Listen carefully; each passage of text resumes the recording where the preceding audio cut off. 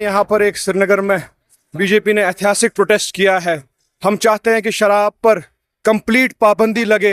आप देखिए किस तरीके से शराब की जो खरीद फरोख्त है वो कश्मीर में अब हर मोहल्ले हर जगह पहुंच रही है और इसकी वजह से हमारे नौजवान बर्बाद हो रहे हैं, हमारा मुस्तकबिल बर्बाद हो रहा है।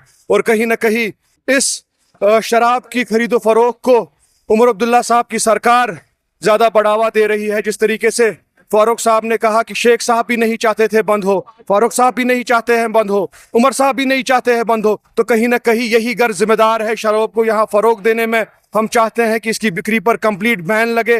ये कश्मीर को ऋषियों और मुनियों से पहचाना जाता है, इसको सूफियों की पहचान से पहचाना जाता है, इसको शराब से नहीं पहचाना जा सकता। हम पार्टी का इस इनिशिएटिव में साथ दें ताकि हम शराब पर कंप्लीट बैन लगा सकें। आपको लोगों का ये भी कहना है कि आखिर भारतीय जनता पार्टी ने 6 साल क्यों लगाएगी प्रोटेस्ट पर?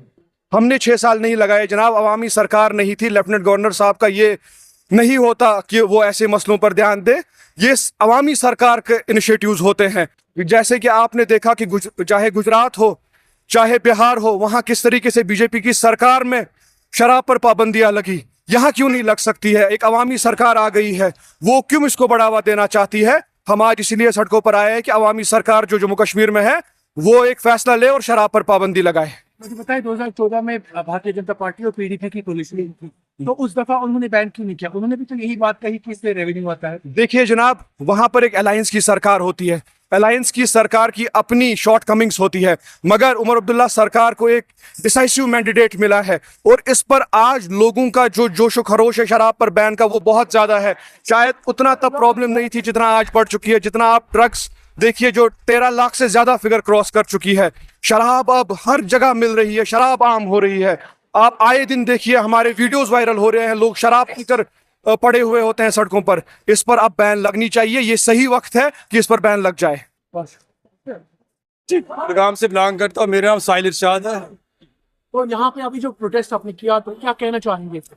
ये प्रोटेस्ट आने वाले दिनों में आप इससे भी 1000 गुना देखेंगे कि ये प्रोटेस्ट जो है आने वाले दिनों में बहुत सारे देखेंगे।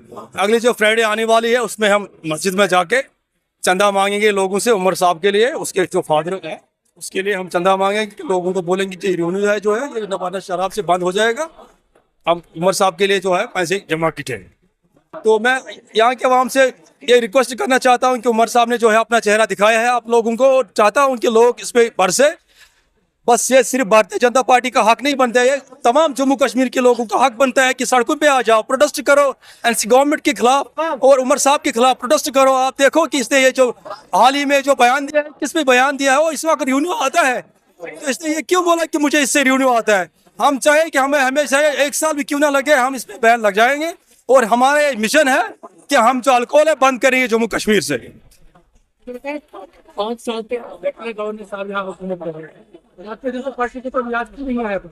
मैं जनाब आपसे एक रिक्वेस्ट करना चाहता हूँ कि तब इतनी दुकानें यहाँ पे नहीं थी जब लेफ्टिनेंट गवर्नर साहब यहाँ पे थे। लेफ्टिनेंट साहब का इतना हक नहीं जितना बनता है जितना उमर साहब का बनता है, क्योंकि उमर साहब यहाँ का लोकल है।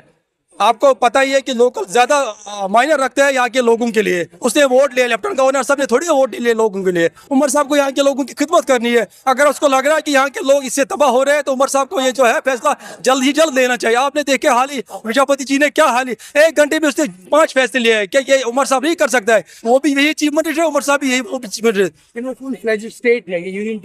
उमर साहब चाहेगा तो कुछ भी हो सकता है, हम उसके साथ है, भारतीय जनता पार्टी उसके साथ में है, यहाँ के लोग इसके साथ में। एक बात तो वो कहने जुबान से तो निकाले कि अल्कोहल जो है बंद करे। आप देखो हम सड़कों पे, उसके पते हम सड़कों पे आ जाएंगे। पहला बंदा मैं होगा तो उमर साहब को जो है 1 लाख की माल मैं उसको डालूंगा अगर ये वो बयान देगा। मैं 1 लाख, मैं ज्यादा नहीं कमाता हूँ बट मैं प्रॉमिस करता हूँ आपके चैनल से, मैं प्रॉमिस करता हूँ कि 1 लाख की जो माला है मैं उसके गले डालूंगा। हम आया शोपाया से, हमने आया यहाँ प्रोटेस्ट इसलिए किया शराब को बंद करना है। हाँ, क्यों ये हमारा मजहब पे बिल्कुल नाजायज है, चाहे किसी के मजहब पे। क्यों लोग रास्ते पे मरते हैं, छोटे छोटे बच्चे ड्रग करते हैं, उसको हार्ट अटैक, किसी के पास एक ही बच्चा वो भी मरते हैं मगर ड्रग के वजह से।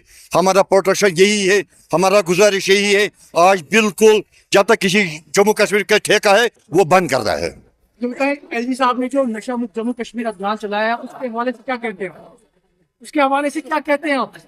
एलजी साहब ने भी बोला हमने शराब ने किया है। अगर ये किसने किया है, उमर अब्दुल्ला ने किया है, किसी खानदान ने किया ये शराब।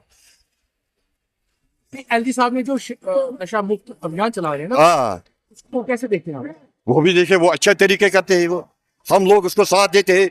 हम लोग बूढ़ा बच्चा नौजवान फिर उसके पीछे पीछे चलते हैं, यहाँ नशा बंद करना है। हम ये भी करते हैं। उमर अब्दुल्ला ने फिर जब बयान दे दिया, बिल्कुल गलत दे दिया है। उसे बोला कि हमको लोग हमको दुकान पे जोर से लेते हैं। हाँ, जब पहले एक ठेका है, फिर कितना ठेका उसे खोला है। इस वक्त 1000 का ठेका है जम्मू कश्मीर में। जब पहले ठेका है, 1-2 ठेका है यहाँ श्रीनगर में। हमने किसी नए खेती को यहाँ खोलने नहीं दिया। उसे बोला नया ठेका, मगर जितना ठेका बहुत है यहाँ, कम से कम 100 ठेका है कश्मीर में इस वक्त। जब उमर साहब के सामने भी 3-4 ठेका है यहाँ, वो भी नहीं बंद किया है। उसका भी 2 बच्चा है, हमारे पास भी बच्चा है। जब तक बच्चे को नशे में जाते हैं तो ये सब बर्बाद जाएगा। आज का बच्चा